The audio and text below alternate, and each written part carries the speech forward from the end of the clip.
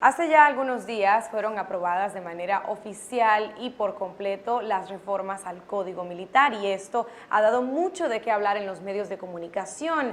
Hay muchísimas preguntas que se hace la población en cuanto a cuáles son los alcances de estos cambios a la normativa de las Fuerzas Armadas. Nuestros entrevistados nos contestan todas las preguntas y lo que podría pasar en un futuro con la puesta en práctica de estas reformas y este nuevo Código Militar. Les entregamos la primera de dos entregas de este reportaje especial.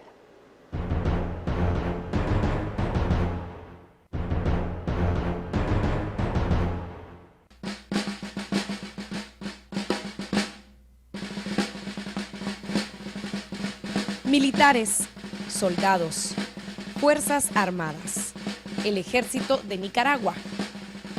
Es la institución armada para la defensa de la soberanía, de la independencia y la integridad territorial. Eso dice el artículo 92 de la Constitución Política de Nicaragua. Se creó en 1979 bajo el nombre de Ejército Popular Sandinista y a partir de 1995 se llamó Ejército de Nicaragua. Tiene su bandera, escudo, su propio himno y, por supuesto, sus propias reglas, un código militar. Es una de las varias leyes o de las normativas que rigen la vida de la institución militar.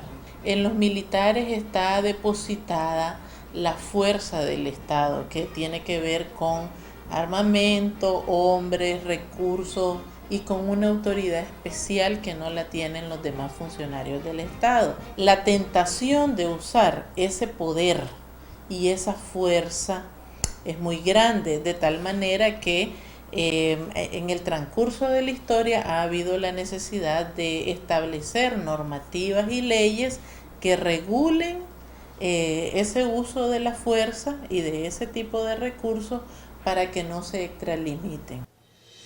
De esas famosas reglas, de esa normativa, es de lo que tanto se ha hablado en las últimas semanas.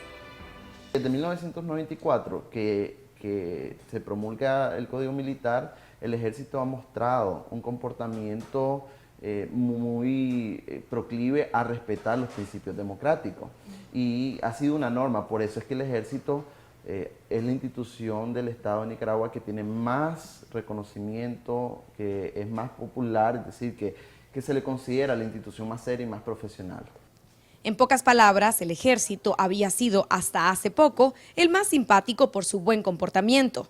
Entonces, ¿para qué cambiar las normas por las que se rige?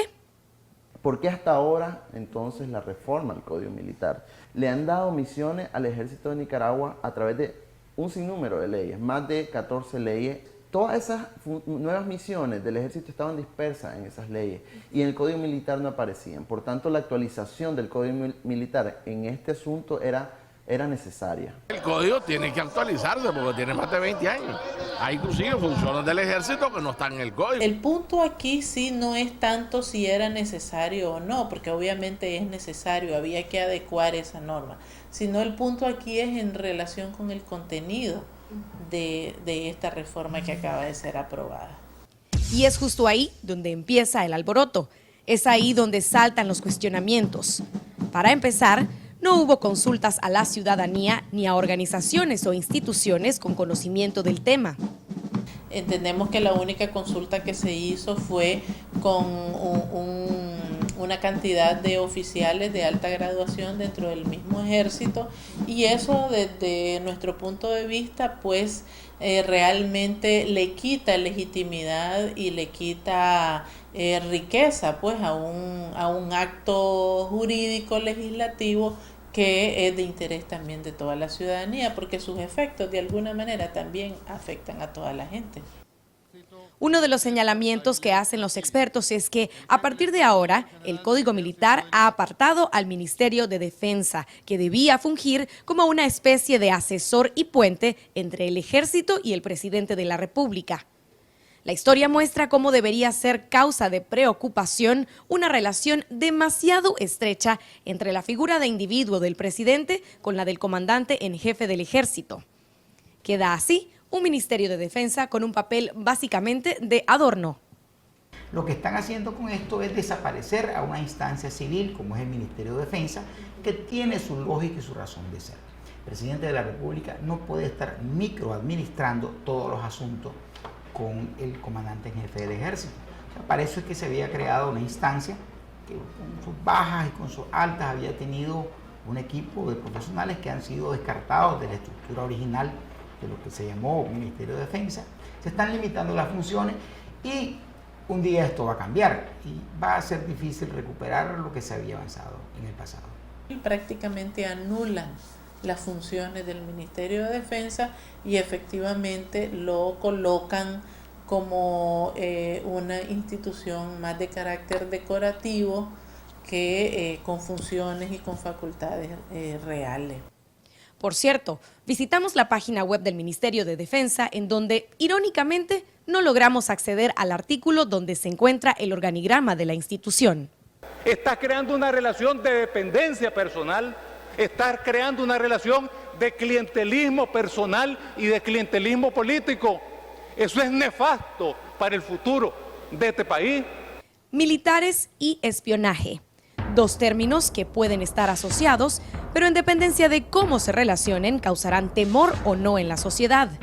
A partir de ahora, el Ejército protege sistemas de datos, registros informáticos, espectro radioeléctrico y satelital, algo que antes solo lo hacía el Instituto Nicaragüense de Telecomunicaciones y Correos Telcor por su naturaleza.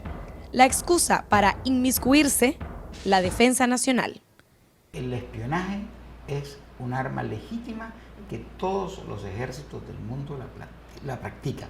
Lo que no podemos permitir como ciudadanos es el espionaje político. Es decir, que hayan 3 oficiales del Ejército de Nicaragua, de la Dirección de Información para la Defensa o de la Dirección de Inteligencia y Contrainteligencia, persiguiendo a Eduardo Montealegre o a Roberto Bendaña o a Mónica Baltodano o a Hugo Torres o a ninguno. Lo único que podés tener claro es de que vas a tener como consecuencia una persecución de los adversarios políticos del frente. El ejército y la policía trabajando en inteligencia va a ser para poder también perseguir a los empresarios privados que sean competencia de las empresas privadas de Ortega. Muchos tenemos el temor que el ejército de Nicaragua pueda ejercer un control de las actividades de los ciudadanos o de políticos, actores políticos, tanto partidos como individuos, que sean o que estén en contra de este gobierno.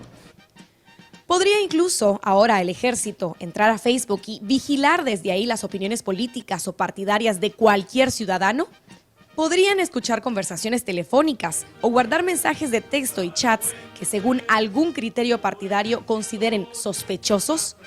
Los expertos prefieren no especular, pero responden así. ¿Quién dice, por ejemplo, quién es el enemigo, quién es el adversario, a quién tienen que vigilar?